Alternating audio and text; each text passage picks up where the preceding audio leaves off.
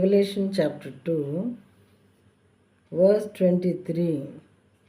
I am he who searches mind and heart, and I will give to each of you according to your works. అంతరింద్రియములను హృదయములను పరిశీలించు వాడను నేనే. దేవుడు మన అంతరింద్రియములను హృదయములను పరిశీలిస్తూ ఉంటాడు. ఈ దేవుడు the God in the Bible. తర్వాత మీలో ప్రతి వానికిని వాని క్రియల చొప్పున ఫలం ఇచ్చేదను.